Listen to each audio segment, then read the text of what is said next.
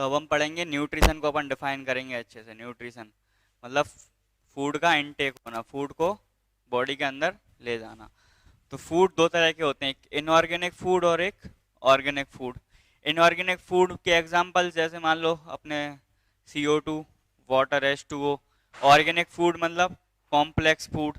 Complex food को जब अपन अंदर लेते हो उनको सिंपलर फूड में तोड़ना पड़ता है, सिंपलर फूड में ब्रेक डाउन करना पड़ता है। ये ब्रेक डाउन करता कौन है? ये ब्रेक डाउन करता है बॉडी के एंजाइम्स। एंजाइम्स की हेल्प से कॉम्प्लेक्स फूड सिंपलर फूड में ब्रेक डाउन होता है। अब हमारे पास दो तरह के न्यूट्रिशन प्रोसेस हैं, एक तो है ऑटोट्रॉफिक, दूसरी है हेटरोट्रॉफिक। क्या होता है? ऑटो वर्ड से पता चल रहा है मतलब खुद का। तो जो खुद का भोजन बनाते हैं, जो किसी और पे निर्भर नहीं रहते, जो खुद का भोजन बनाते हैं, ऐसे ऑर्गेनिज्म को क्या बोलते हैं? और ऑटोट्रॉफिक, ऑटोट्रॉफ्स बोलते हैं। और ऐसे न्यूट्रिशन प्रोसेस को क्या बोलते हैं? Autotrophic mode of nutrition. अब ऑटोट्रॉफिक जो खुद का भोजन बनाते हैं, जैसे प्लांट की ही बात करें तो प्लांट के अंदर कौन सी प्रोसेस होती है खुद का भोजन बनाने के लिए? वो होती है फोटोसिंथेसिस। फोटो मतलब लाइट, सिंथेसिस मतलब टू मेक। तो लाइट की मदद से जब प्लांट अपना भोजन बनाता है उस प्रोसेस को बोलते हैं फोटोसिंथेसिस। तो क्या क्या रिक्वायरमेंट्स होती हैं? तो यहाँ से दो इनऑर्गेनिक मटेरियल लेता है प्लांट, एक CO2, एक H2O, कार्बन डाइऑक्साइड और वाटर। किसकी प्रेजेंस में? सनलाइट की प्रेजेंस में। सनलाइट की प्रेजेंस में लेता है। तो सनलाइट की प्रेजेंस में लेता है, लेकिन प्लांट्स में ऐसे कौन से पार्ट्स होते हैं या कौन सा पिगमेंट होता है जो सनलाइट को एब्जॉर्ब करता है? तो सनलाइट को एब्जॉर्ब कौन करता है? क्लोरोफिल। प्लांट में एक ग्रीन कलर का पिगमेंट रहता है लीव्स में, उसको बोलते हैं क्लोरोफिल। तो इससे बन के क्या निकलता है? इससे बन के निकलता है हमारा कार्बोहाइड्रेट, मतलब ये ग्लूकोज। ग्लूकोज प्रोड्यूस हुआ, यही अपना फूड होता है, यही एनर्जी देता है अपन को, और साथ में ऑक्सीजन। तो अपन को दो चीज़ों की जरूरत थी, अभी बताया था, एक फूड की और ऑक्सीजन की, ट्रांसपोर्टेशन में बताया था। अब फोटोसिंथेसिस की कितनी प्रोसेसेस होती हैं? तो फोटोसिंथेसिस का पहला जो स्टेप है वो होता है एब्जॉर्प्शन ऑफ लाइट, लाइट का एब्जॉर्ब करना। सेकंड स्टेप है जो लाइट एनर्जी अपने पास आ गई है उसको कन्वर्ट करना केमिकल एनर्जी में। थर्ड जो स्टेप है, जो वाटर मॉलिक्यूल अपना बनता है, जो वाटर मॉलिक्यूल होता है वो किस किस में टूट जाता है? हाइड्रोजन और ऑक्सीजन। और यहाँ से क्या पता चलता है कि जो कार्बन डाइऑक्साइड था इसका क्या हुआ? रिडक्शन हुआ। जब कार्बन डाइऑक्साइड रिड्यूस होगा तो क्या बनेगा? कार्बोहाइड्रेट। जैसे हम अगर बात करें कि ये तीन प्रोसेसेस हैं, जो मेनली ये तीन प्रोसेसेस हैं फोटोसिंथेसिस की, ये क्या लगातार होती रहती हैं प्लांट में? तो जरूरी नहीं है कि ये तीन प्रोसेसेस लगातार हों। अगर एग्जांपल लें अपन डेजर्ट प्लांट की, तो डेजर्ट प्लांट क्या करता है? नाइट के टाइम में वो अपने क्लोरोफिल कार्बन डाइऑक्साइड क्या करता है? एब्जॉर्ब करता है। और दिन के टाइम में जब उसको लाइट मिलती है तब वो अपना फूड प्रिपेयर करता है। तो जरूरी नहीं है कि ये सब साथ में ही हो, दिन में ही हो, कोई सा भी काम कोई से भी टाइम हो सकता है। अगर अपन क्रॉस सेक्शन ऑफ लीफ देखें, अब लीफ को क्रॉस सेक्शन मतलब लीफ को ऐसा नहीं, अगर ये पत्ती है तो उसको सामने से नहीं, उसको काट के बगल से देखना है। तो बगल से जब अपन माइक्रोस्कोप से देखेंगे तो अपन को ऐसे छोटे छोटे पोर्स नजर आएंगे। ये छोटे छोटे पोर्स होते हैं क्लोरोप्लास्ट। ये हो गया अपना क्लोरोप्लास्ट। इन्हीं क्लोरोप्लास्ट के अंदर क्या होता है? एक पिगमेंट होता है क्लोरोफिल। अभी बताया है क्लोरोफिल क्या करता है? क्लोरोफिल सनलाइट को एब्जॉर्ब करता है। अब स्टोमेटा की बात करें, लीव्स में स्टोमेटा क्या होता है?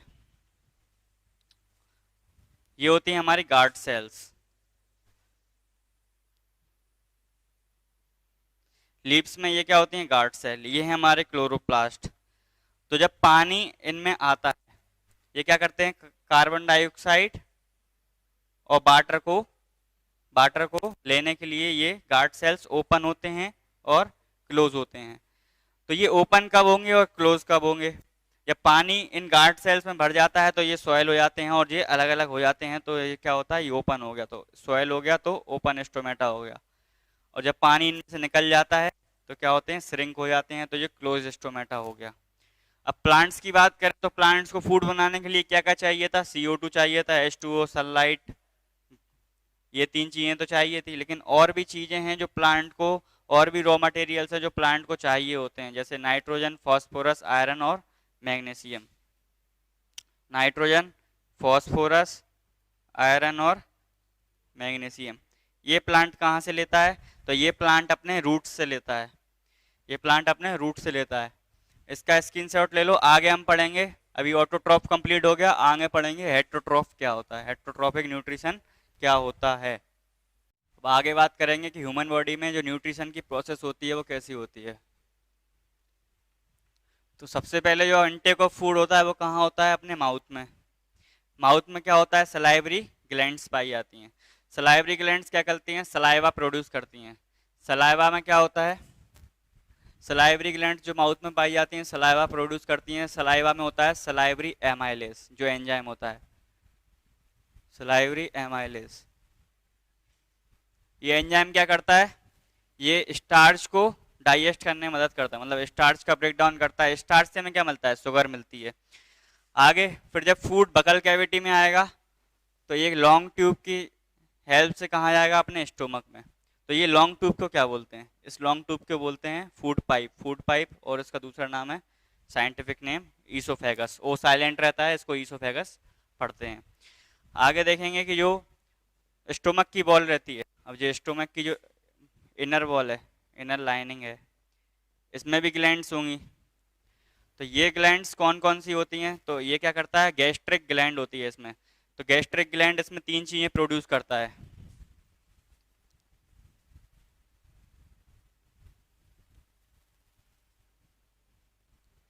गैस्ट्रिक ग्लैंड सबसे पहले HCl, hydrochloric acid, second pepsin और थर्ड म्यूकस।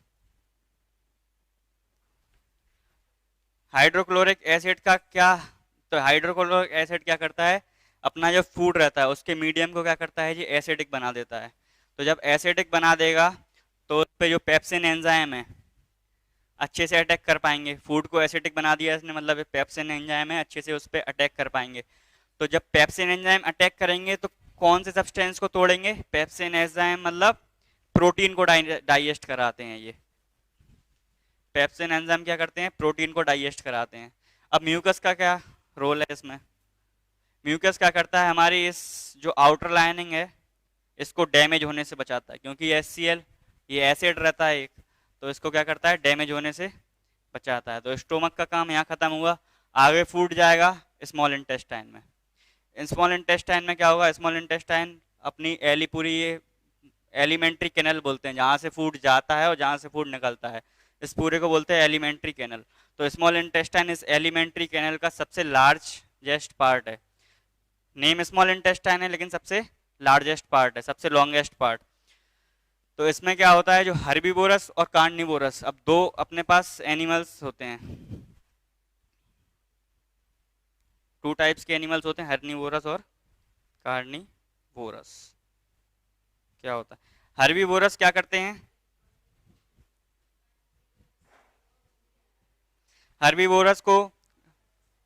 हर्बीवोरस ग्रास ईट करते हैं। तो ग्रास में क्या होता है, सेलुलोस। सेलुलोस क्या होता है, सेलुलोस को डाइजेस्ट करने में ज़्यादा टाइम लगता है। तो डाइजेस्ट करने में टाइम लगेगा, मतलब अपन को जो स्मॉल इंटेस्टाइन की जो लेंथ है वो ज़्यादा बड़ी रखनी पड़ेगी। कार्निवोरस क्या होता है, इसमें मीट, तो ये मीट खाते हैं और मीट जल्दी डाइजेस्ट हो जाता है, डाइजेस्ट हो जाता है। तो कार्निवोरस, टाइगर वगैरह में क्या होता है, जो स्मॉल इंटेस्टाइन की जो लेंथ है वो शॉर्ट होती है, और हर्बीवोरस में सेलुलोस को उसको डाइजेस्ट करना है, उसको टाइम लगता है, तो जो स्मॉल इंटेस्टाइन की वो है लेंथ वो ज़्यादा रहती है। अब क्या होता है, जो लिवर रहता है, लिवर ये पार्ट है, ये पार्ट क्या है अपना लिवर। लिवर में होता है एक गैल ब्लैडर, ये दिख रहा है आपको ओवल टाइप, ये होता है गैल ब्लैडर। तो गैल ब्लैडर क्या करता है, गैल ब्लैडर बाइल जूस क्रिएट करता है। बाइल जूस क्या करता है, एल्कलाइन कर देता है। अब यहाँ पे जो एसिडिक फूड आ रहा था अपना, यहाँ से एसिडिक फूड आ रहा था, तो उसको यहाँ पे लाने के लिए क्या करता है, वो एल्कलाइन कर देता है। तो फूड एल्कलाइन हो गया। एल्कलाइन किस लिए करता है, फॉर पेनक्रियाटिक एंजाइम, जो पेनक्रियाज ग्लैंड रहती है अपनी, ये क्या करती है, इसके अंदर से जो एंजाइम्स निकलते हैं, तो जो फूड यहाँ पे आया एल्कलाइन हो गया, तो उसको जल्दी से क्या कर सकता है, ब्रेक डाउन कर सकता है पैनक्रियाज को। तो पैनक्रियाज ग्लैंड से भी कितने निकलते हैं, 2 टाइप्स के अपने एंजाइम निकलते हैं, एक ट्रिप्सिन और एक लाइपेज।